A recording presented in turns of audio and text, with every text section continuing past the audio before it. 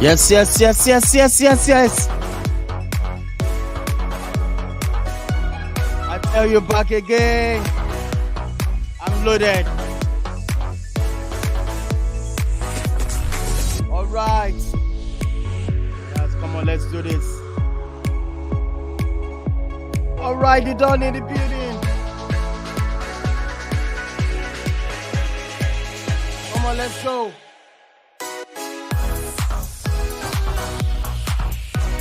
All right, people, back again with this. All right. Yes, where we are. All right, welcome to this Friday show. It be as it get as it be, people. Smash the like on the video. They done in the building. All right. Margaret is here with me. Getting ready. What about you people? Smash the like on the video. Welcoming everybody onto this show. I'm loaded. I'm ready. Okay, talk to me. You're live. What's going on, bro? All right. The dawn. Thank God it's Friday. It's a pleasure I tell you. ISTV. There's a lot going on today. So many transfers. It's my most anticipated day during the season. So I'm looking forward to the show. All right, you're welcome. Okpa is ready. Don't carry me where I don't know. I tell you. Sheye is also here with us. What's going on, Sheye? How you doing, bro? Yeah, good evening, the Don. Good evening, Okwe. Good evening, everybody that wants to join us today. It's great to be back. Like Okwe explained, it's deadline day, so we expect some movements in the transfer window. And looking forward to this weekend's action. The big one in the Premier League. Yes. We also have a couple of big clashes in Syria with Roma hosting Milan and Napoli hosting Lazio. So let's get cracking, Don. All right, let's get cracking. That you can hear that from this great man, this great gentleman. Sheye is telling us, let's get cracking. Wait, Sheye. We are not going to get cracking. Let me call on this person. Robbie is here with me. Robbie, you are live. What's going on, bro? Good evening to you, Didon. Good evening to the guys in the house. It's good to be here once again. Just like Sheye rightly said, it is deadline day from the transfer market, and a whole lot is going on right now. I think let me say at this point, let's just say big congratulations to United, who have been able to wrap up the loan move for Sofian Amrabat. Yes, and this Turkish player, I really don't know where you guys got him from. Well, but let us just see what United is cooking. Hopefully, they will turn up at the Emirates on Sunday. Because if they don't, I think Okwe will be very, very happy with a smile on his face while he decides to throw United under the bus on Monday. Okay, all right. On that note, I say let us get started on the program. Boy. All right. Who is here with me? Let me see who is here with me. Let me call on this person. Hey, it's also here. Lady Bar! Lady Bar, what's going on? You're alive. I'm shouting. What's going on, sis? Talk to me. Yes. Lady Bar, can you hear me loud and clear? You're live. Talk to me. You're welcome on this show again. Good to see you. Can you hear me, Lady Bar? I barely hear you. Jump out, jump in. Hello? Yeah, I can hear you now loud and clear. Okay. Good evening, everybody. Happy new month. Yes. Yeah, it's good to be here. All right, you're welcome on the show. Yes, let me welcome this man. Kunle. Hello, Nshele. What's going on, Oshodi? How you doing, bro? I'm good, John. Good evening, and good evening to everyone. Yes, well, at least I think I'm a little bit happy in that Manchester United have at least finally gotten some reinforcements. Yes.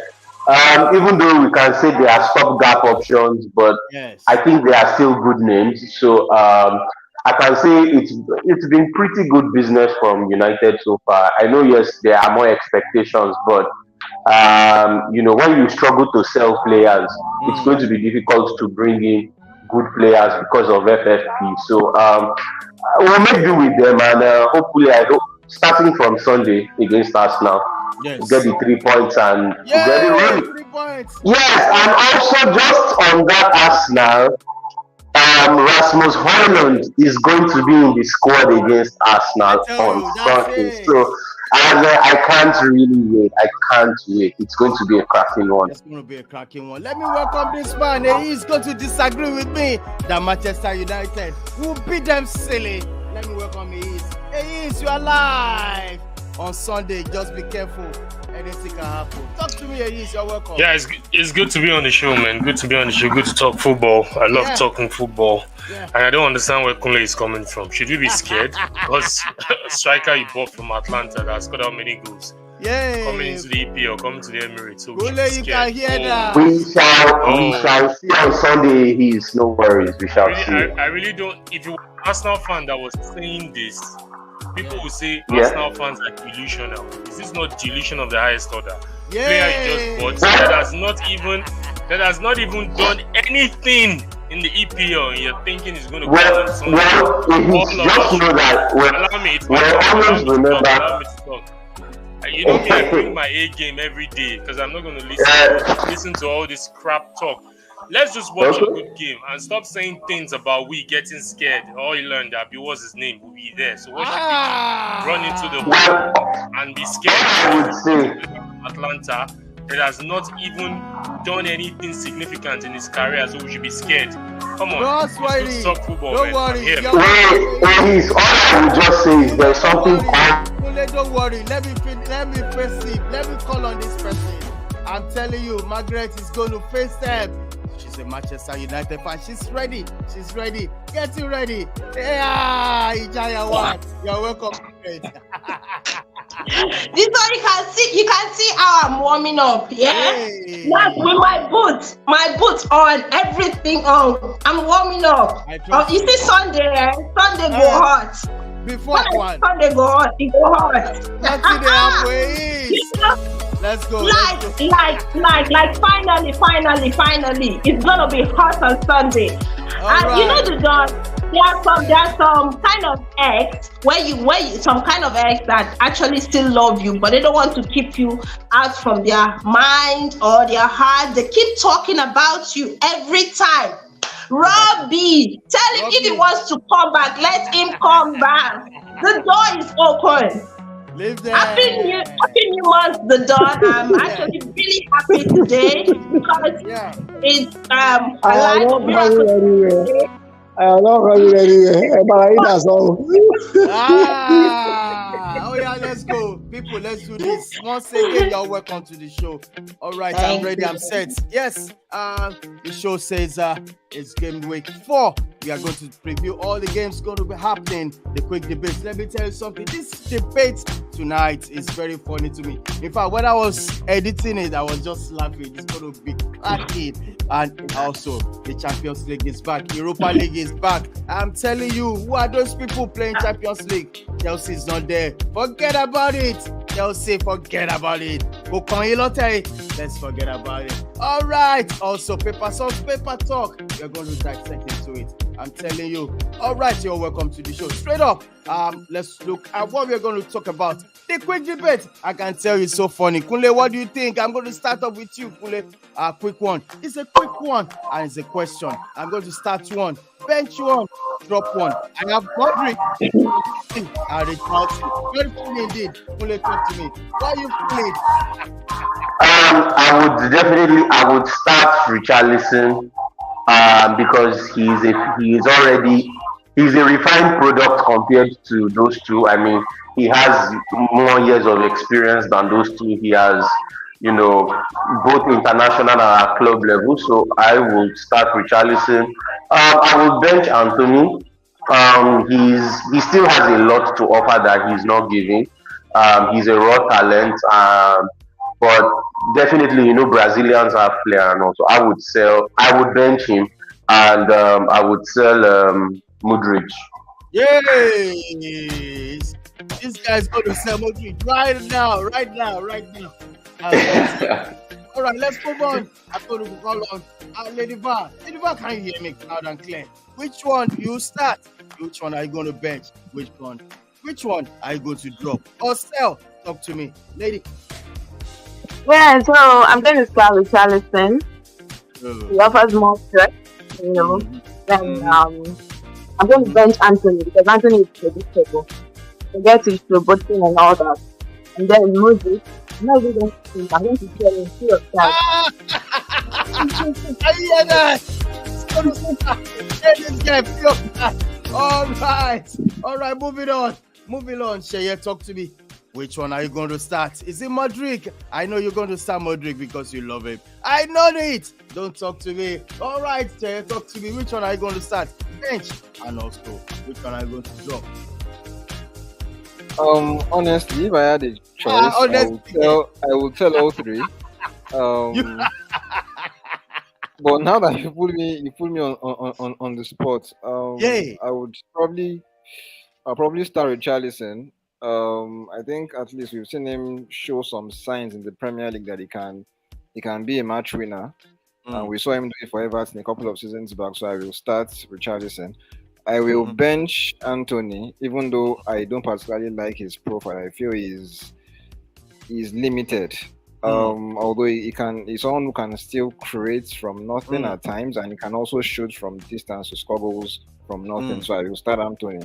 Modric is extremely raw. I feel he has the highest ceiling amongst the three, but I feel right now we are probably picking based on what we can see with current abilities. So I would let go of Modric. Oh my goodness, you can hear that. Even self, he talks say him go sell all the three. All right, thank you so much, Sheye. All right, Margaret, talk to me. I'm sure you're going to start. Modric, talk to me. No. Well, for these three players, if it were on current club and current form, I wouldn't pick any of them either. I'm sorry, but I have to go based on their former clubs and on their form in their former clubs. I will start Richarlison, bench Anthony, and just send Modric to God's nowhere. Be fair, you people. You don't mind. You don't gel at all. All right. I know Robbie has another different opinion. I trust you, Robbie. Talk to me, Robbie. Which one are you going to start? Which one are you going to bench? Either drop or sell. Okay, well, it's a quick debate, so let me disappoint all of you.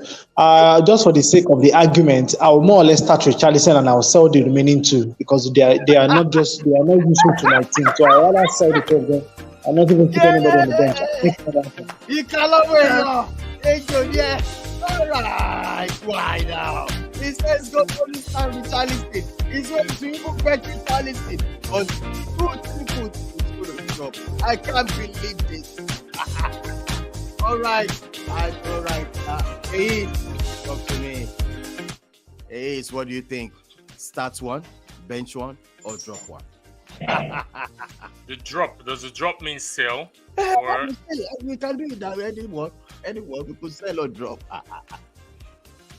Just fair play. I just say drop. Okay, I'll drop Richarlison because he has EPL experience. So when I say drop in this instance, sell. Yeah. So I can recoup money.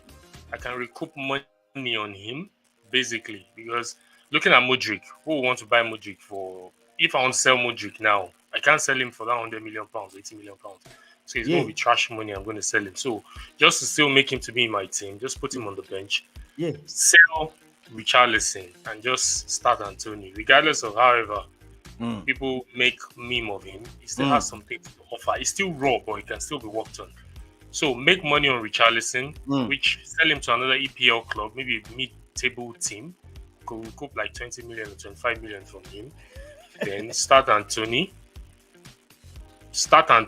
but don't bench Modric at all. Maybe put him on the 21 or something. Yay! I'm laughing that. All right. Okay, yes. Prof is with us here right now. Prof, you are the last man standing. I'm going to ask you this question. Straight up, start one, bench one, or drop one. I trust you. Talk to me. Thank you very much. Good evening. For me, I would start Anthony, bench Modric and sell Richarlison. Simple. Yeah, I tell you. I can tell you that guy is a Chelsea fan to the core, to the bone, to the flesh, to the spirit. That be mad. Let me show you the guy. Let me show you. That's the guy. He's a Chelsea fan to the core, to the bone. He says gonna start Anthony. Bench Modric. And forget about it. Richarlison. Bye for now. All right, I love this. I love this. Let's get cracking. That's another tips of the iceberg. Now we have this paper talk news. Is Southgate taking loyalty too far? That's another thing. Lukaku, I tell you, unappreciated, underappreciated, or an unfulfilled talent. We're going to talk about that. Then the Saudi, don't it threat? And similar to China. That's UEFA boss saying that. Let's see what we're going to talk about. And also the deadline day is today. Some players are already getting their ways into another club right now. I can tell you, Amrabat is getting ready for tomorrow. And also, people are buying, people are saying. And Salah on the move, I think Salah is going to go. I don't know, but we're going to talk about everything tonight. So let's start off with, is Southgate taking loyalty too far? I'm going to start with you, Ace. Ace, talk to me about this big man, the Southgate, the English boss, saying, picking Maguire, picking Gabriel Phillips. Is he taking it too far? Ace. Well, this thing at times divides the opinion of a lot of people, because the question that comes to everybody's mind is, why does this guy keep speaking Maguire? Maguire is not a starter in Manchester United. Yes. He's not part of the first 11. And ETH really doesn't rate him that much. And possibly he doesn't get the nod at all. So whenever England, the Three Lions gather, is always on the roll call for Southgate. Loyalty, well, I wouldn't call it loyalty in terms of business, because this is business, whether we like it or not. Southgate wants to be professional in whatever he's doing. And like they say in business terms, 21st definition of leadership is what? Results. You need to generate results. And Southgate, being a leader of the team, which is the manager of the team, all he's concerned about is to generate results. And in generating these results, who are the resources? What are the tools that can help me in generating these results? Is it Maguire? I love his style of play. Remember, Pep Guardiola wanted to sign Maguire. I don't know if all of us would remember. So there is something that is in this guy, possibly that we fans are not seeing. And Manchester United fans, they are spoiled for choice based on their history, looking at how they've come. Ferguson, or how, based on the plethora of players that have, that have represented Manchester United in the backline, Ferdinand, Vidic, Jam Stam, and the likes. These are guys that embodied professionalism present on the field of play. They don't make errors. But maybe what has happened to Maguire at Manchester United is because of the errors that he's prone to making. And all of a sudden, the fans have turned on him. So how is he going to right wrong? It will be very difficult. And ETH knew this, and he had to just, play that script and decide not to bring Maguire into free. Even at the, what's it called? The preseason games before the season started, Maguire made an error. Despite the fact that he also assisted the winning goal, the fans were still booing the out of him. Do you understand? So it shows the level of which the fans don't want him. But as a player, he has the quality. And possibly this is what Southgate is seeing in this guy, that says, well, he might not be useful in Manchester United, but whenever I call him to the Three Lions, he's going to do the job for me, which he has always done and done well. So is it an issue of loyalty? I think it would be far-fetched if we say it's an issue of loyalty. I just feel I'm putting myself in the shoes of Southgate. He's just doing the job. The business there is to generate results. And if he feels Maguire is going to help him as a tool to help him generate the results, why not put him there? And also, if you look at recently, there have been issues in that department of the pitch for the Three Lions. Most of the players that are there are injured. So it's only Maguire and Colwill. Even that was what made Colwill to be called into the Three Lions, because I can't really remember the other guys that are injured right now.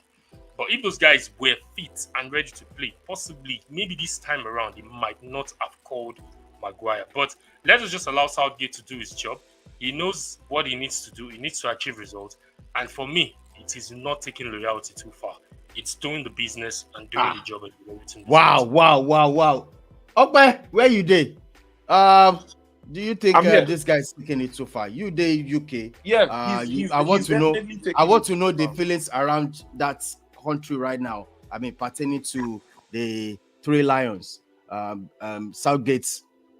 I mean, calling on Harry Maguire does not even play a minute. Speaking him and what's the situation around UK with this development? Well, first of all, I'll start off with his press conference when he was asked by one of the chief reporters from Sky. He was asked a question: why both Harry Maguire and Calvin Phillips? His response was very, should I say, was quite shallow. I don't think he thought through before speaking, because his response and his answer was the fact that, okay, there are certain members of the team who are usually there, who are currently injured and not playing. Injured, he mentioned John Stones has not been playing football. He mentioned Eric Dyer. Eric Dyer played almost every minute of preseason for Spurs, but because of his desire to leave, he has not played a Premier League game for them. Maguire did not play up to 120 minutes of preseason football for Manchester United, but yet he called him. Same thing with Calvin Phillips. Calvin Phillips played almost every preseason game for Manchester City, but is yet to play a single Premier League game. It makes no sense to me. If you're talking about having a figure there in terms of someone who would provide experience, you don't necessarily need to lean on Maguire, because England is spoiled for choice in that centre-back position. I began to question his antics in terms of picking players straight from the World Cup, because now you look at this squad. He called up Lewis Dunk, he called up Levi Colwill, who's here to make an appearance for the senior team, and he called up Maguire. Why not call up Ben White? I think there's a problem there. I think there's a personal problem going on between Ben White and the Three Lions. Maguire has 4 appearances for the Three Lions. Lewis Dunk has only 1. Levi Colwill is yet to make an appearance for the senior team. Can you imagine? So what is the rationale behind that? It's quite difficult not to think of loyalty. Going into the midfield, I believe James Ward-Prowse deserves a call-up. He has been hard-working throughout preseason because he had to start early with Southampton. He even played 1 game in the Championship for Southampton, the opener, gave them an assist. Came into the Premier League for West Ham. He has provided 2 assists and 1 goal. That is a man in form. But then he's talking about that pivot position. He says, okay, apart from Declan Rice, Calvin Phillips is the only English player, in his opinion, that can play there, and sometimes even Jordan Henderson. Jordan Henderson, who has left Liverpool to go and enjoy himself in Saudi Arabia with El Ettifaq. So what is the rationale and reason behind it? I question Gareth Southgate heavily, and I feel that under Southgate, England are not going to win anything. That's just my opinion on this. Well. That's that for Three Lions. Can I just say something or just something quickly about it? I'm giving you 2 minutes. Okay. I think I can understand why the grouse people have, but I think it is clear that Southgate actually believes in these players, and I think like he's said, these couple of players are the ones who have gotten the result, and I think since it's a formula that has worked for England largely, why not go with it? I feel if Southgate is going to depart from that core of play, from those core of players, I think that is where you could now say, okay, he's going to be trying out Ben White, he's going to be trying out these other players. But these players have actually gotten England to where they are at the moment. So I feel, and that includes Calvin Phillips. So I think there is already an understanding that Southgate has with these players. If that wasn't the case, he would. So I think Southgate doesn't want to alter it, because if he does, I feel it might have consequences. Maybe. So maybe he just wants, okay, this is working for me, let me go with it. Maybe the day it now stops working, that is when he can now say, but so long as it is giving him the results that is getting England to major tournaments, carry on. That's how I see it. All right, Kunle, thank you so much. Let me move on to Lukaku. Lukaku, Shaye, you are going to talk to me about this Lukaku. Is it a question being asked? Underappreciated. I don't know why Chelsea, you guys don't want to pick him back or an unfulfilled talent. What opinion?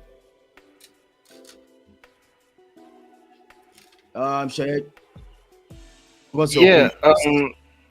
Talking about Lukaku, personally, he's a player that I like. He's a player that I feel people tend to maybe play down his ability for some reason. They've more or less criticized his ability to thrive at big clubs and all that nonsense. But I personally feel he has done decent to good enough with his talent. But the major issue I have with him is the fact that he seems not to have any sort of loyalty. He seems to, for lack of a better word, it seems to be a mercenary as well, because we've seen him maybe talk well about Man U, talk well about Chelsea, talk well about Inter, kissing the badge, more or less saying things that the fans want to hear. But whenever things get somewhat tough, he quote unquote chickens out. He more or less finds the easy solution, and to be fair, that's his own right. But I feel for Chelsea, the poor attitude was really more or less disgraceful. I'm sorry. We all thought he was going to join Inter either on loan again or permanently, and every indication seemed to suggest that he was going to join Inter again. But apparently, he was already talking to Juventus, well, according to reports in Italy, before the Champions League final, which is just weird because Juventus are more or less Inter's biggest rivals in Italy. That is one thing. Secondly, not all the fans, but some fans racially abused him in the Coppa Italia game a few months back at Juventus Stadium. So the fact that he was willing to just ignore all that to join Juventus was somewhat weird as well. He came back to Chelsea a couple of years back saying he was here to make a statement. He was more or less trying to finish what he started about a decade back. But when things got tough, I understand he had issues with Tuchel, more or less misprofiling him as a target man, wanting him to play more with his back to goal. But when things got tough, he did that stupid interview with what was this Sky Italia, where the language was just weird in the sense that he was saying things like he would go back to Italy, go back to Inter. He had unfinished business. He told Lautaro Martinez to wait because he was coming back in his prime when he had just signed for Chelsea. So I just feel at times he just tends to see the wrong things. I don't know, maybe he has wrong advisors, but he tends to say the wrong things. That is one. He has a poor attitude. But as a player, I feel he has done decent good with his ability and talent.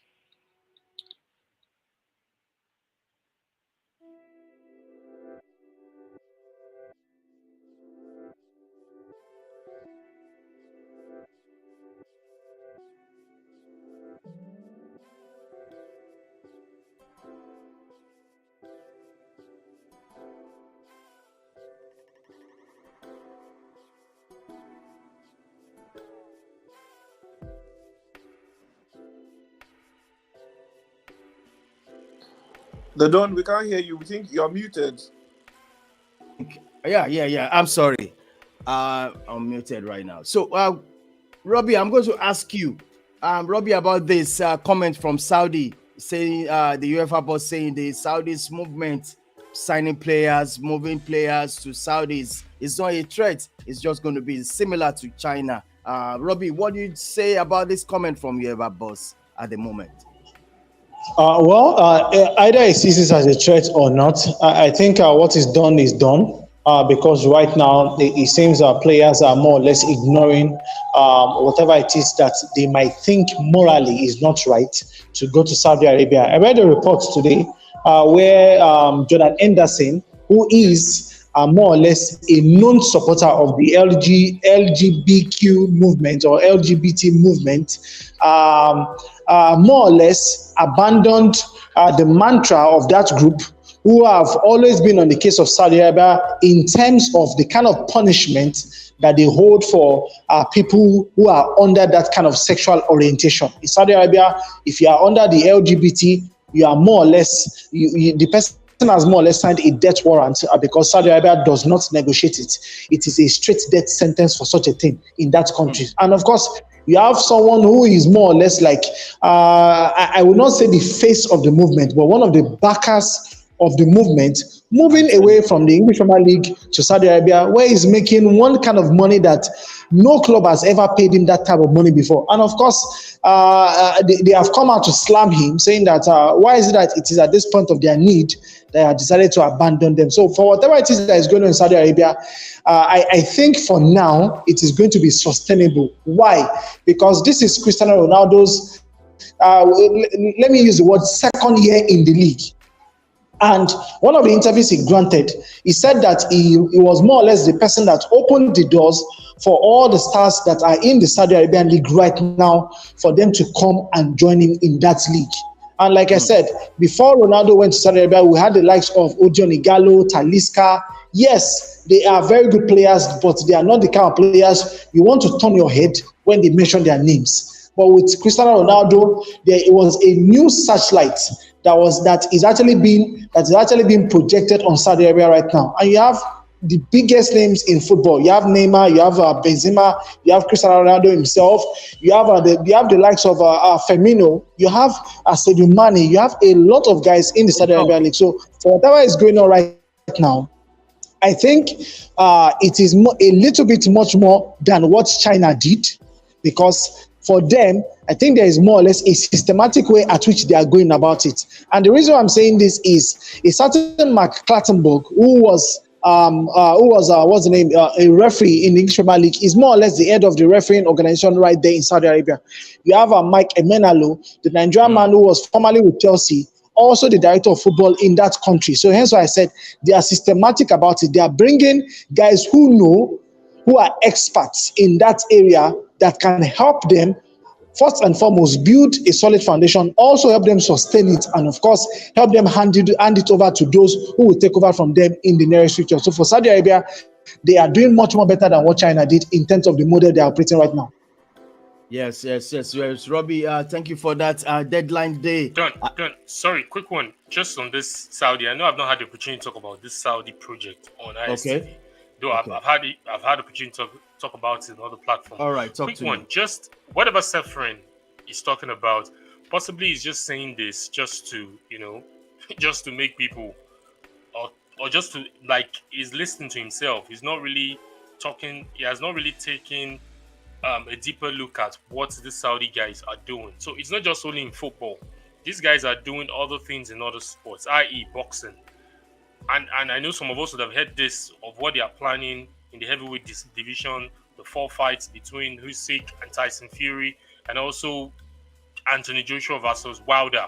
They've hosted Anthony Joshua there, his fight. Yeah. The second fight against Ruiz, the redemption fight, they've hosted it there. Yeah. What's his name? Tyson Fury too has been there. They've hosted Formula One. They've hosted other forms of sport. So they are opening even wrestling. Even wrestling was hosted in Saudi Arabia. Yeah, I wanted to say that. Yeah, WWE. Yeah. Thank you for that.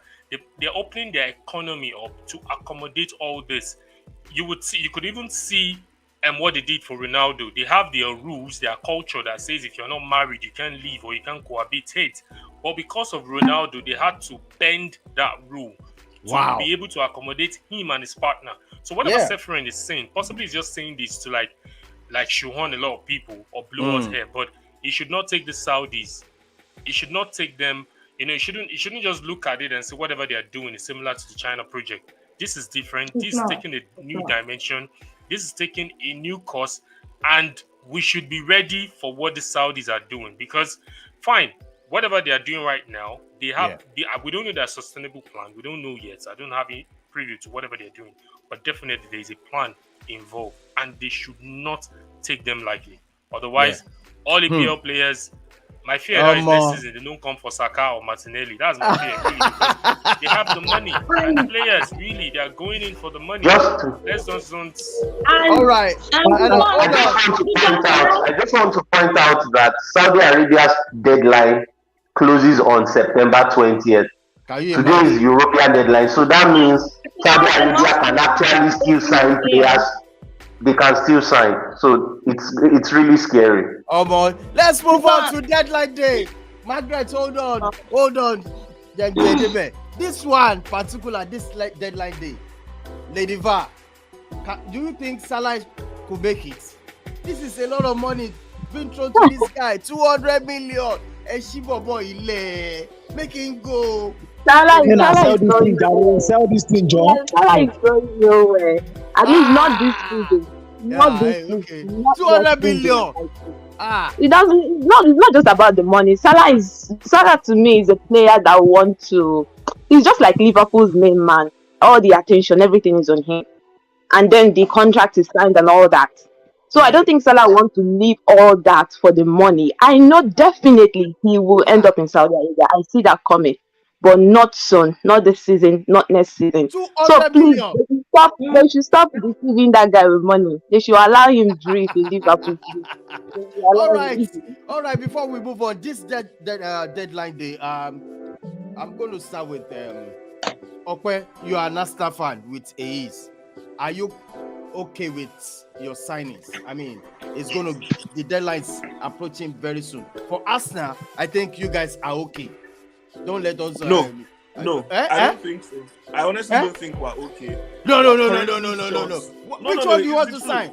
You have the Declan already. You have It does not matter. No. I've said many times on the ISTV platform, especially last season, if you want to win the trophies, especially if you're in England, if you want to play with the big boys, you need to do what the big boys do. You need quality in depth. Now, Jurgen Timber is out for a considerable amount of time. Although after his surgery, reports did come out. These reports are not official and they're not from any trusted source. But I did see some reports online that, you know what, he could be back as early as March. Now, those are just suggestions and there's no given time frame yet. So in terms of a good defensive unit depth, we are not there yet. Cedric is the last option, and I really don't want to be playing with Cedric. Right now we are shipping off Rob Holding to Crystal Palace. That is a long-term prayer of mine come true. So Cedric is the next person that I believe should be leaving the club. But then again, he's got Premier League experience. So if we do need to keep him till the time that Jurgen Timber is back from his injury, very good. But I would love if Arsenal could still sign a fullback, maybe preferably on loan. Hopefully, if the João Cancelo deal to Barcelona is going to crash anytime soon, I expect Arsenal to step into that discussion and probably take João Cancelo. Outrightly, you say you still want more signing. Yes, one. I'm not done yet. So one more fullback cover. And then if Nicolas Pepe is not going to be reintegrated into this Arsenal team, I need another winger who can compete with Bukayo Saka effectively. Bukayo Saka has played 83 consecutive games for Arsenal. That is good for his consistency, and it shows to his physique and how important he is for Arsenal. However, we are playing more competitions this season. We're in the Champions League. So any team that's going to be either in the Premier League or the Champions League Europa to win games as far as I'm concerned. So we need someone who can compete with Bukayo Saka. So 2 more signings in my opinion, goodness. And then it will be a perfect window for us now. Koro. All right, I'm moving on to Margaret. I'm on to Can I please? Wait. All right, now Margaret on Manchester United. Margaret, people have been arguing. People are not happy. Signing taking so long. No, it is don't laugh. Let me ask Manchester United fan to the core, to the bone. Margaret, please, are you comfortable with Manchester United signing? Though Amrabat is here right now. Regulon! I mean, are you happy with that signing so far? Margaret, without wasting much time, talk to me. You the vex. I have no choice. Well, should I say happy? No, I'm not really happy, but it's actually fair. I must say, the transfer window for Manchester United is actually fair. But what I do not buy is fans abusing the club, cursing the club, saying all sort of rubbish against the club. I actually do not buy that. The media comes out, bringing a lot of players, say United won this, United won this. Not like we are there to see really United won these players. And then when once the media mention a particular player, it gets United fans excited. And at the end of the day, if that deal didn't go through, they get angry, they get annoyed, and then blast the club for all sort of rubbish. But they forget that we are not the coach. We are not the manager. Every Tenga know who he wants. He knows the kind of players that he feels will fit into his team. Yeah. He's not the one the media speculates for him. But in terms of I must say that it's actually fair. It's fair. Defensively, I will still need some kind of probably one strong should I say a right back or a left fullback center. I think in the center United are 80% okay. But what United really need is actually the midfield. And thank God we've gotten Arabat, but that is not all. We still need a very good number 9. We haven't gotten that yet. The Atalanta guy that came in, he hasn't proven yet. He has not proven to us what he can do. Okay. So it's just a try and error. Let's see what is going to bring into the table. But for now, I think United still need an experienced number 9, an experienced striker, at least to take up the goal scoring burden of Rashford. All right. Please let me just quickly chip in something. I want to say something about Arsenal. Fine, Arsenal, they've done well. They've done well in the transfer market. They've done pretty well. In fact, they've done something that have never been done in how many years in the club. Even Arsene Wenger didn't get to spend the kind of money Arteta has spent. But I don't think it's about buying more and all of that. Leicester City in 2016. Didn't have the kind of player Arsenal had. In just one season, Ranieri came and he won. They were consistent. That momentum was still there. He won the Premier League in his first season. So Arsenal is not about them packing the whole players. If that momentum is not there, it's just that I think there is something already. The mindset of the players, just the mindset that they have handed over from players under Arsene Wenger to Arteta. They believe that at a certain point of time they do not believe in their momentum again. They get tired and then they drop. So that is what is affecting Arsenal. Even like they can get all the old players, the whole of Erling Haaland, bring Mbappe. Seriously, if they don't have a good mindset, they won't get there.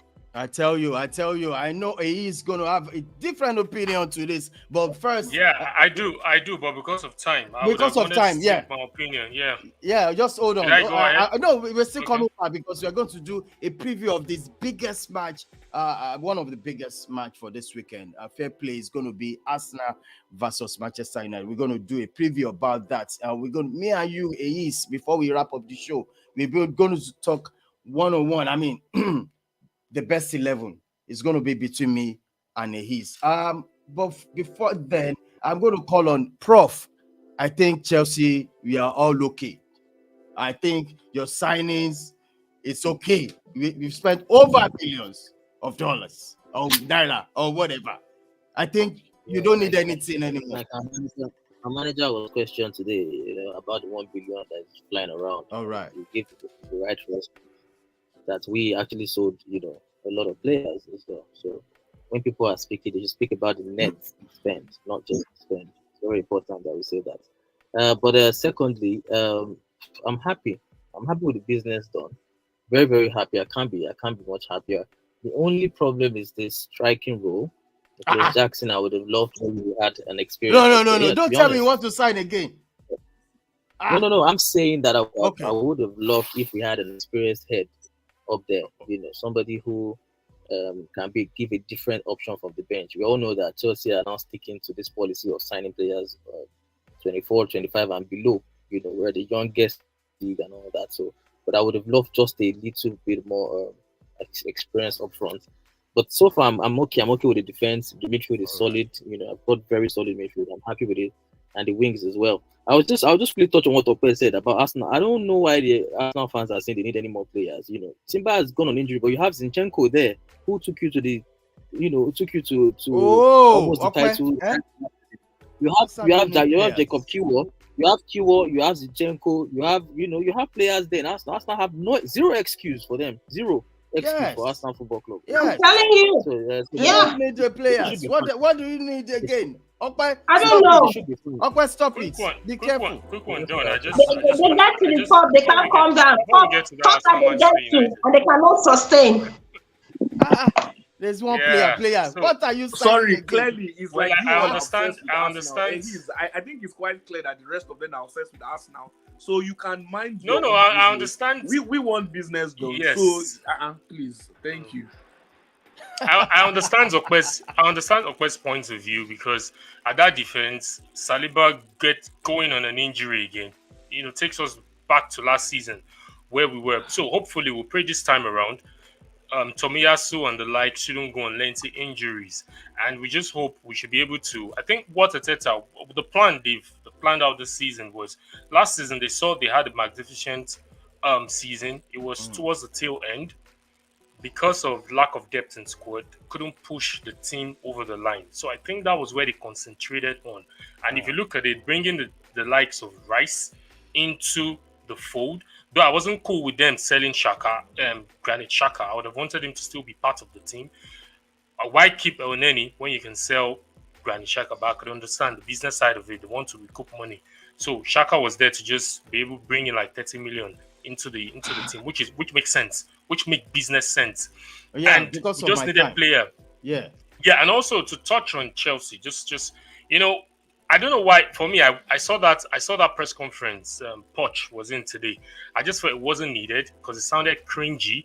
You didn't need to be responding. People will say all sorts, even if they say you've spent over 1.something billion. It's left for people to talk about. For him having to, make mention of it, I felt that was a bit not too cool, because even when Man City spent that money, everybody talked about it.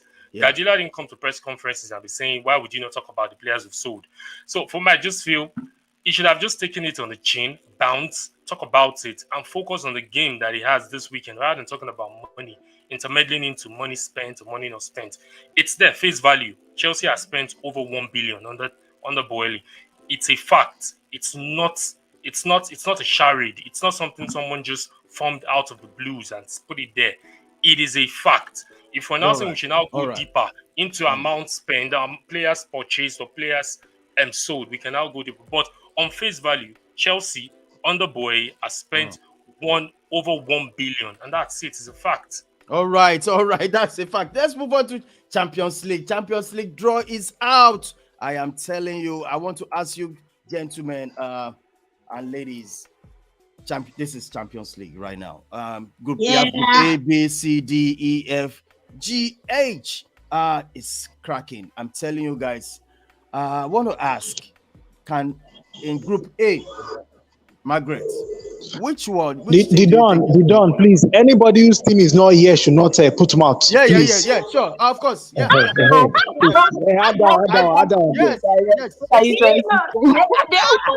Robbie, what of those that are there to register? There are some that are there to register. They actually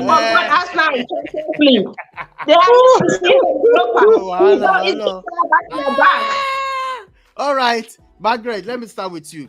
We are buying Manchester United, Copenhagen, and Galatasaray. Which team do you think is just quick one?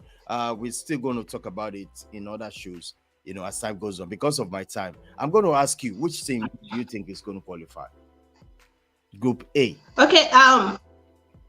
Group A, that's Bayern, Man United, Copenhagen, and Galatasaray. Please. Galatasaray. Okay. All right. On paper, It looks on paper, this is how it looks. Bayern to qualify, Bayern and Manchester United to qualify. That's Bayern first, Manchester United second, and then the other Europa League. That is on paper. But football has actually changed. The way football goes right now is not something we can really say. Okay, Bayern, they've done well in the transfer. They brought in, they finally replaced. I just want to know. I just want to know which team is going to qualify because of my time.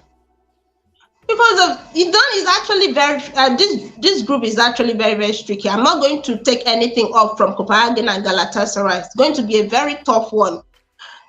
I might even say United will not qualify from this group. No, go there. No, that's the truth. I will stop. That is the truth. I am a United fan in as much as I want money, but we are not going to look at it based on the antecedents on the club. But we're looking at current. We're looking at can they bring out with the current set of players. I'm honestly, but. Let me go on paper. Let me go with the way paper the pundits are going. I'll go Bayern and Manchester United will qualify from the group. Then Galatasaray and these people go and find themselves for Europa. For Europa. Thank you so much. Moving on to Group B. Sevilla, PSV, Lens. Do we have Asa there? Yes, Asa is there. Let's talk. Okay. Do you think which team? Two teams that do you think is going to qualify? Well, first of all, Sevilla has a higher UEFA ranking coefficient than Arsenal because Arsenal has not been playing the Champions League for years. Yes. And Sevilla has been consistent in the Europa League and the Champions League, even though they haven't won the Champions League, but they have been winning Europa League or even going to, far knockout stages. So, first of all, I actually do expect Sevilla to go through. Now, it is left to Arsenal to fight it out, in my own opinion. Arsenal did not have it easy with PSV last season. I think we won. Yeah, I think we lost away. No, we won away at PSV, and then we had an issue. I think whether it was a draw or a loss, I can't really remember. Maybe Ehis would remember. I think it was a draw. So a win at the Emirates and a loss at PSV. Exactly. But then again, one of PSV's most important talisman from last season, Xavi Simons, he left. He's currently at RB Leipzig, but they've even recruited very well. They brought in Noah Lang from Club Brugge. So, they've got good players. But then again, it's left to Arsenal to get it done. On paper, I do expect Sevilla and Arsenal to qualify, but it's going to be difficult. Group C, I have Napoli. Napoleon, do you think this group is also good? Napoli, Real Madrid, Braga, and Union Berlin. Shaye, what do you think? Can you guys make it? Napoli. Well, they done. On paper, yes, it seems like it will be Napoli and Real Madrid. It actually throws up an interesting narrative, the Carlo Ancelotti discussion, because remember it was at Napoli a few years back, where when he was sacked, he went to Everton a few months later, and we all thought it was finished. But since then, he has won La Liga, he has won the Champions League with Real Madrid. So, facing off with Napoli, it's a pretty interesting narrative. But we shouldn't discount the threat of Braga and Union Berlin. Speaking about the German side, I feel we need to give them so much credit because in a period when I think clubs owned by sovereign wealth funds or really rich billionaire owners are the ones thriving. Union Berlin were not even in the Bundesliga a few years back, but now they've more or less worked their way to where they are now, signing players on the cheap and maybe being coached appropriately and having the right administration. So they deserve to be here. So I look forward to how they fare in the Champions League. But having said that, I look forward to Victor Osimhen more or less silencing the fans at the Bernabeu when Napoli travels there. So I'm rooting for Napoli, and let's see if they're able to stun Los Blancos. All right, moving on to Group D. Benfica. Kunle, can you talk to me about Group D? Which team do you think is going to qualify? Benfica, Inter, Salzburg, and Real Sociedad. I would have to say that this group for me is actually the group of death. People have actually said that this group is freaking tough. Like, you can't pinpoint to who, because each team is actually good. Yes. Each team stands a very, very strong chance of. So it's very difficult to call. But if we wanted to say who would qualify, you would say Inter Milan and Benfica because they are the two most experienced teams. Real Sociedad are coming back to the Champions League, I think, for the first time in 10 years. Salzburg have been irregular, but they've not been able to qualify out of the group stage. But you can't just say Benfica and Inter should go because if Inter and Benfica don't turn up, Salzburg is going to take that opportunity because they have a very good crop of players. Let's not forget that clubs like Liverpool have benefited from buying players who have played for Salzburg over the years, including the likes of Sadio Mane. Then Real Sociedad, they have been very impressive. One of the, apart from Barca Madrid, but one of the most impressive teams in La Liga last season. So I feel they are going to bring this here, and those two, which is Benfica, Inter, they really need to play well. If they do not, all right, Salzburg and Sociedad might really be up for something. So I don't know who will qualify, but I would say on paper, like Margaret to say, Benfica and Inter, but they need to do well. All right, moving on. Qualify. All right, thank you. Moving on to Group E, Feyenoord, Atletico, Lazio, Celtic. Robbie, over to you. Group E, which team do you think is going to qualify? Looking at the dynamics of this group, Celtic, they are in no. They have had a very abysmal record in Europe, so I don't really think. I just think Celtic will just be there, just more or less gather experience. But I really don't think they're going to disturb the group. For the group, I will go with Atletico Madrid, and I think I'll more or less will stick out my neck for Feyenoord. Those are the two teams I'm picking to leave that group. All right, Group F is actually tough. Let me say I'm going to call on Prof. Bebe because you just have to say something. Though your team is not in the Champions League, but we have to call you. We have to help us. I'm just looking at it. I don't want to call it a two-time champion. What do they know about the Champions League? What does that stand for? No best. No best. No vex now. We are talk. They make you analyze group. No best. Which group am I talking about? Group F. Group of death. Yeah, Group of death. So yeah, Group of death. I can't see. I'm actually I'm driving, so I can't. Which all right, we have Paris. We have PSG. Yes. This is the group of death. Dortmund, Milan, I heard Kunle saying, this is the group of death, no doubt about it, and then look, but I don't know, I can't say for sure who is going to go out of this group because sometimes you expect Paris Saint-Germain to turn up, and we've seen what they've done over the years. But I think Luis Enrique will turn that this season, with the kind of players that he signed and the kind of play that he's taking on board. So I still feel like Paris Saint-Germain will come out of that group. Now the second position will be the very tough one because these teams will get points off each other.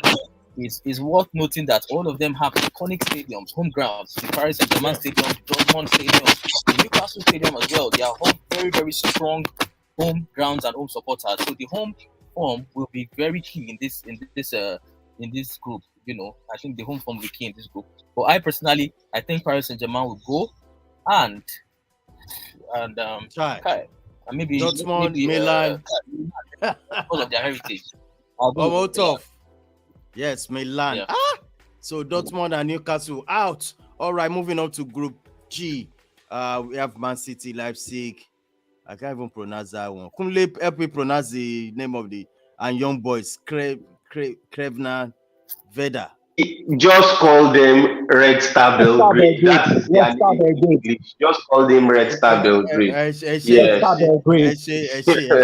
So we have Man City, Leipzig. I know who is going to qualify. Those two, Man City, Leipzig. Moving on to Group H, Barcelona, Porto, Shakhtar Donetsk, and Antwerp. It's over to you.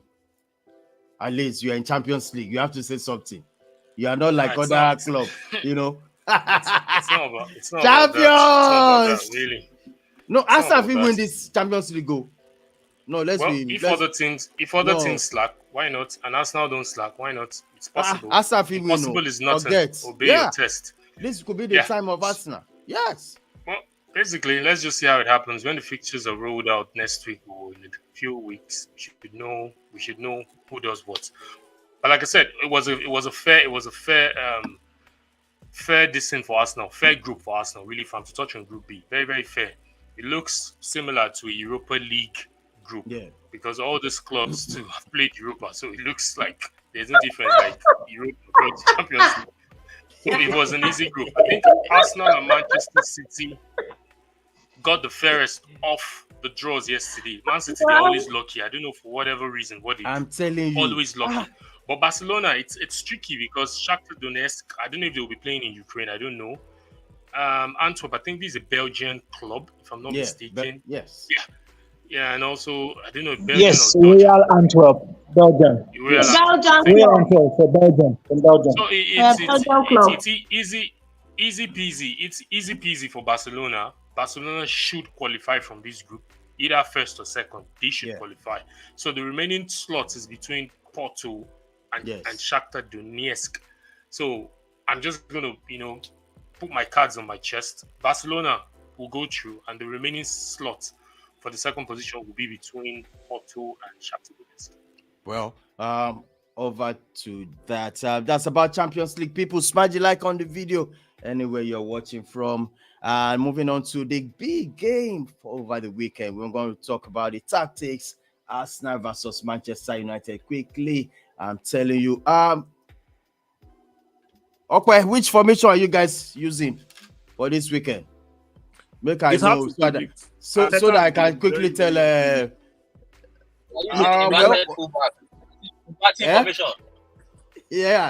Mikel Arteta has been extremely unpredictable this season. So even when he was asked during the press conference, what team is he going for this weekend? Is he going to revert back to basis? He said, look, there are different ways to get to the finish line. He gave a very, very fantastic explanation which bamboozled the reporter. So it's hard to predict. But you would expect Arsenal to revert back to a back four, which was successful for them last season. That's what is expected. So Ben White, Saliba, Gabriel, Zinchenko. The only difference should be that Declan Rice should be playing in the space for Granit Xhaka, and then you have a front three of Jesus, Saka, and Martinelli. But it's pertinent to know that both Jesus and Zinchenko are not back to 100% fitness. Tomiyasu is coming back from suspension. Edin Nketiah has been in good form. He just got a call up to the England squad, so he might be starting. He saved us against Fulham when he came on from the bench. Fabio Vieira had a good cameo as well. So, look, I love my Arsenal team currently. Very unpredictable. No. But at the end of the day, it's all about getting the 3 points and getting the result. So, whichever team plays on Sunday, I'm confident about the result. United's last 5 results at the Emirates, talking about Premier League games, has been terrible. It's been 4 wins for Arsenal and 1 draw. So, I believe the game and the favor is in Arsenal's court. All right, let's look at this quickly. What I'm presenting on the screen right now. I have Ramsdale. I don't know your 2 center back. Do you think is going to play? Can you help me out? Well, definitely. Because we don't know what Arteta is going to come up with, but I have a hunch. I just have Saliba, this of course. inkling. Yeah, I have this inkling. Saliba is going to start.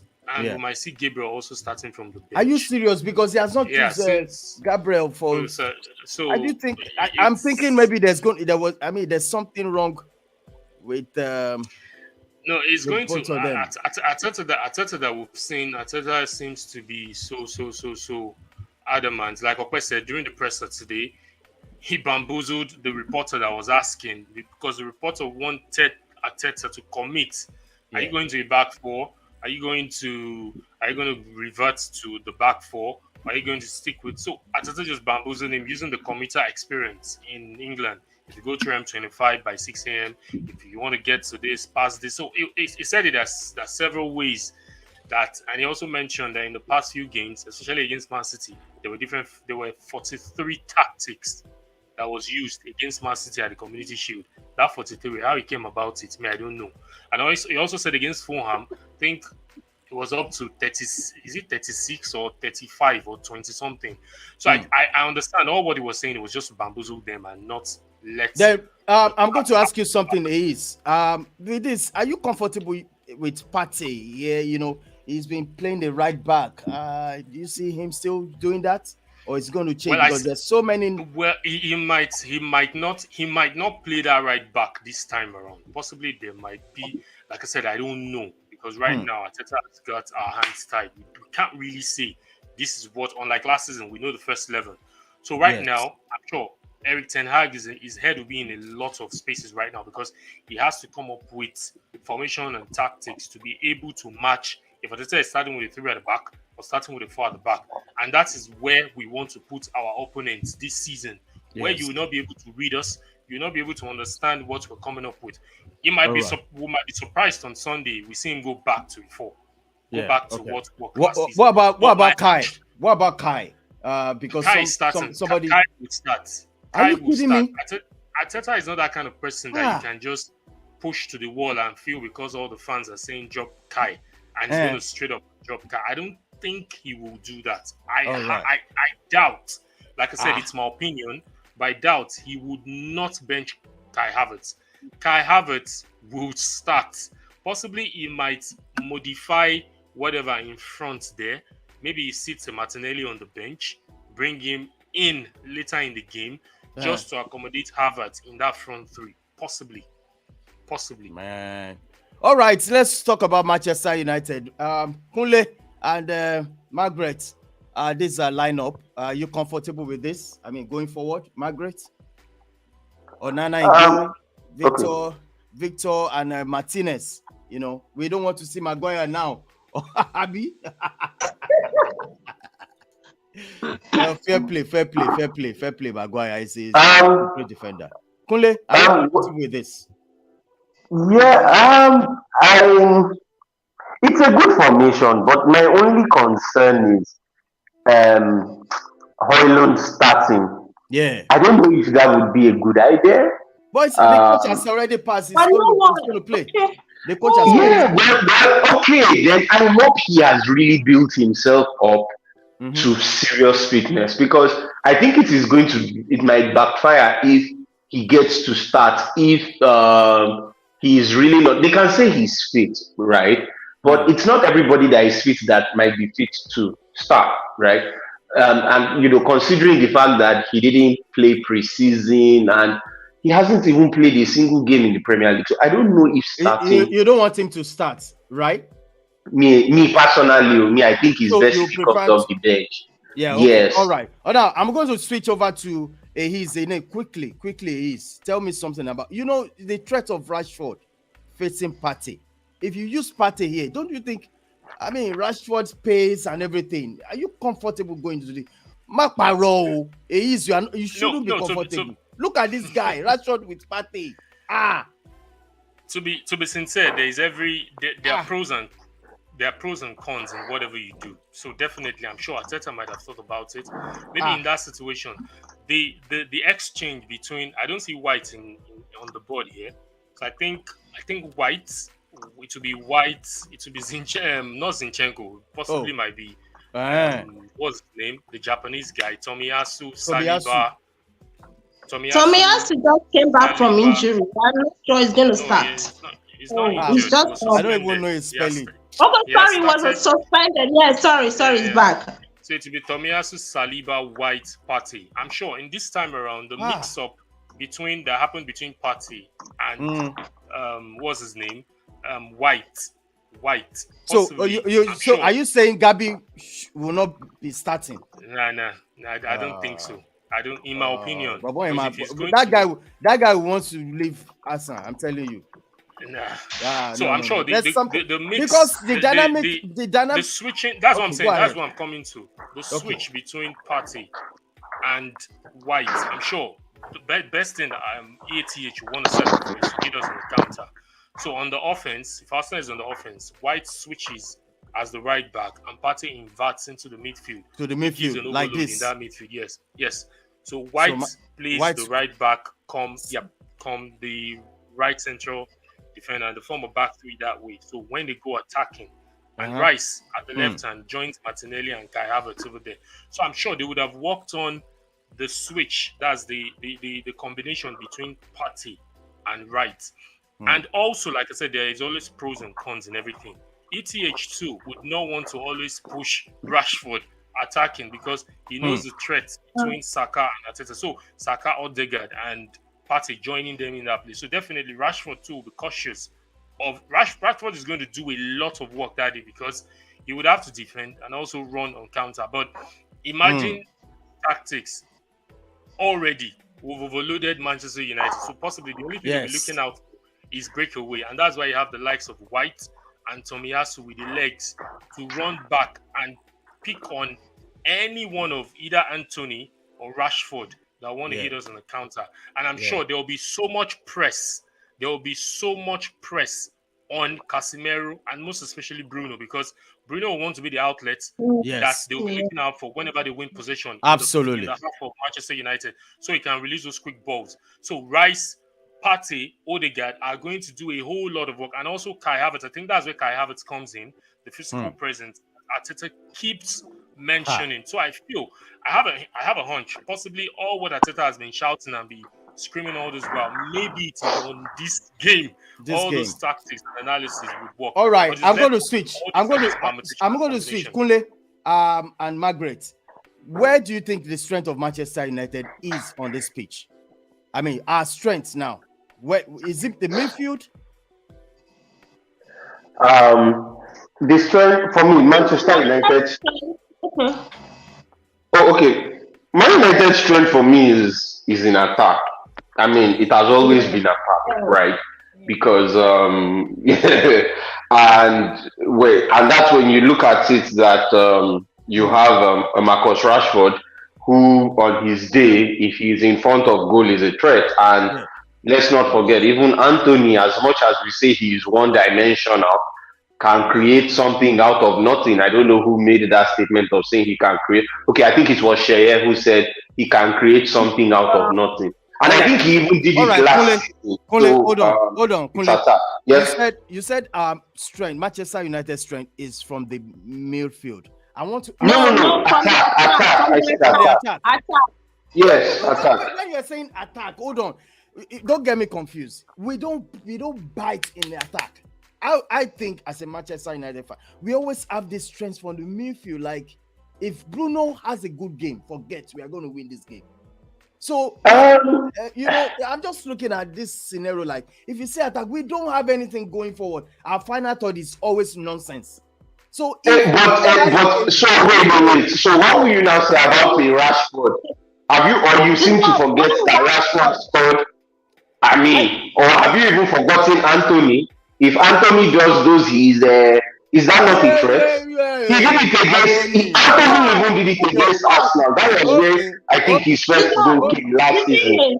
The thing is, I think where United will really have the strength if Rashford actually starts from the left, like he did against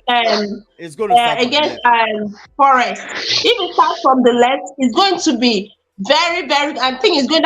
Because that's where you get the best of Rashford from. You don't get it from the middle or from the right. But when he's placed from the left, that is where you get how good Rashford is. And it's going to be a threat. Hold on. I want to ask Arsenal now. Okay. Prof, no verse. Lady Va, no verse. I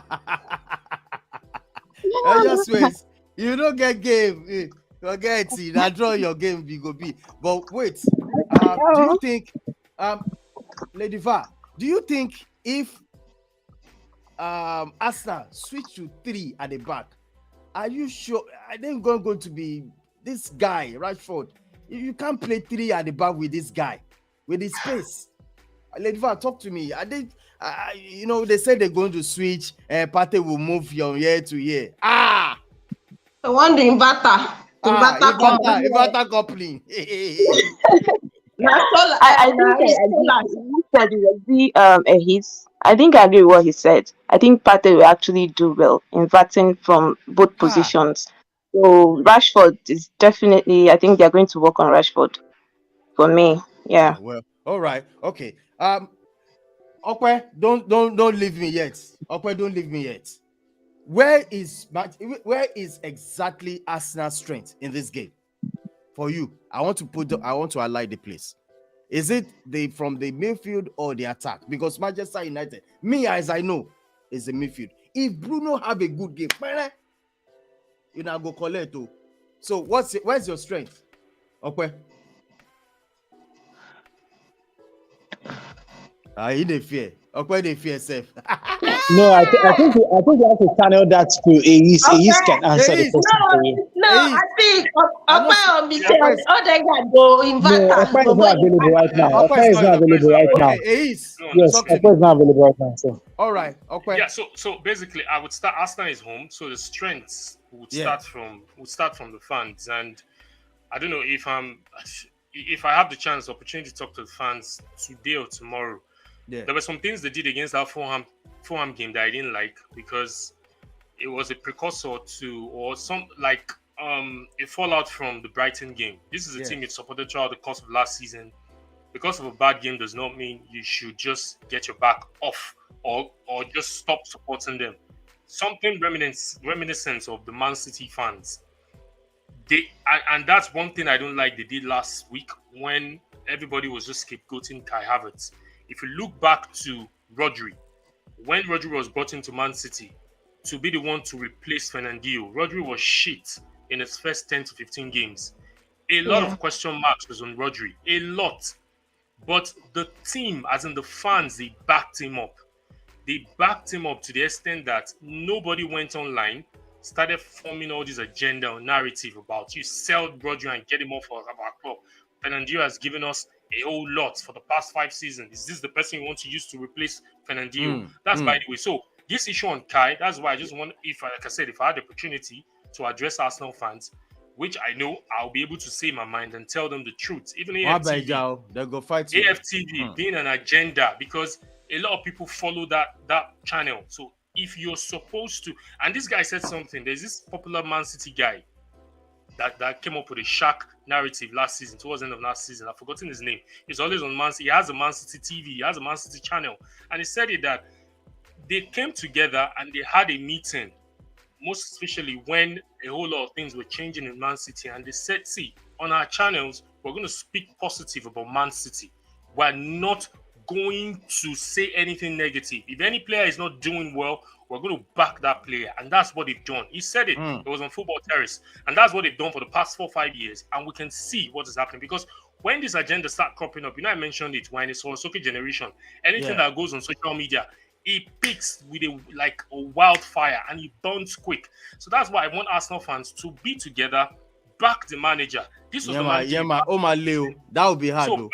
So that's by the way. So back to where's your strength? Where's your strength? Our strength is in that midfield because I mentioned it last week when I said Manchester United, they're in a whole lot of mess. Except maybe if you bring in Arabat, or what's his name? The Moroccan guy that he just signed.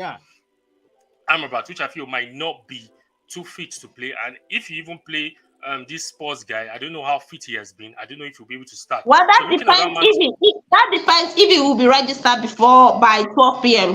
By 12 a.m. That depends. So looking at that Manchester United midfield, Bruno Fernandes, the type that will give you the attacking threat. Can he defend off the ball? Maybe the percentage I'll give to him is like 40 or 45. No. He's the one that smells the danger. How many danger are you going to kill that day? His off the ball activity too is kind of weak and lame for a player that he is. If you look at him when he was in Madrid, there were other guys doing those dirty jobs for him. Off the ball activity, marking, pressing. Eriksen is the worst out of the 3. So I feel in that midfield area, that's where Arsenal has the strength because Arsenal are going to apply the game pressing whenever Manchester United have possession, just like they did Man City the other day, which they fell back. For Manchester United, they will not fall back. They will press and ensure they nick the ball and stop Bruno Fernandes because whenever Bruno Fernandes or Eriksen gets the ball, he's looking out for either Anthony or Rashford to run on the counter. So, all right. Big up to Tactical Soccer for this software. So, we're going to sign up because of my time. We won't say much, but we'll be live for this match, the Champions League. The watch along for this game. It's going to be massive. I hope Ayes will not run away from me. It's going to be loud. Well, I'm going to sign you. That Sunday, I'm hosting friends, so they're watching. It's my turn. We have this group. Okay. Watch games. Games So together. they will be in my house. I'll call you live. I'll call you out. On the island, with Guinness. I've been watching with Guinness Island. On the island. Great. Bro, Yeah, you want to drop 2 cents? I just give you 1 minute because of my times. Yeah, quickly. I think for me, I think it's going to be a very for me, I think it will be an open game because Arsenal, they don't do clean sheets at the Emirates. I think if United want to catch them, these days Arsenal concede very early. So United can start the game very fast. The game, like you said, if Bruno is on his game, I think the midfield, the United can win the game to the midfield. Because I'm telling you, very, very big player. And obviously, Rashford can hurt Arsenal with pace in behind on the counter attack. I personally feel like the reason why Arsenal fans are not getting behind Havertz, I've said it time and time again, is because he has been in the Premier League before. No one should compare Havertz to any other player who's come from abroad. We've seen him in the blue colours of Chelsea over and over again. So Arsenal fans have every right to criticize him if they feel like you won't tell Arsenal fans what to do. You won't tell Arsenal fans what to do. Never. The only goal that Chelsea won is the Club World Cup. Whenever anybody final goal.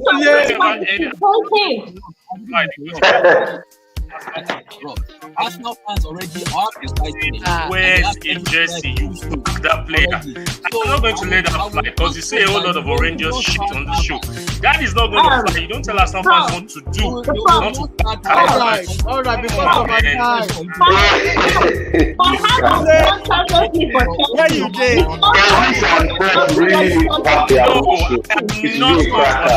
I'm telling Chelsea fans what to do. You don't say that, man. They failed. I tell you, we should have the talk and the issue. Don, this is a simple rule. Don, this is a simple rule. Respect. They say respect begets respect. You don't tell. How would you even tell Arsenal fans what to do? You don't tell them. You're not an Arsenal fan. I'm not telling them what to do. You don't come on a live show and you'll be saying that Arsenal fans should not support Havertz. No. The rule is whenever anybody wears the jersey, whenever anybody wears the jersey, you back that person. Whatever agenda you guys, especially the Chelsea fans, stand on the heat up. We can tell you, plan that this is the station where everything rocks. Kule, talk to me, Kule. How you feeling? This station is massive. Kule, what do you think? You don't come on the show to tell Arsenal fans what to do. That's the point I'm trying to make. We need to have the talk and the show. So definitely, we need it. Just the two of them. Even the guy who be there, just the two of them. We need it. There are some things. Let me just say something. There are some things. I know. There are some things you should not allow on the platform. Can you imagine this being going to ice and be saying Chelsea fans what you should be doing? Come on, you don't do that, and I'm not going to allow that here. I tell you, we will back. Alright, thank you so much, guys. One love, people. I love you guys. Smash the like on the video. Subscribe to our channel. Hey, speak up. Prof, speak up. Lady Bar, you're wonderful. Thank you so much.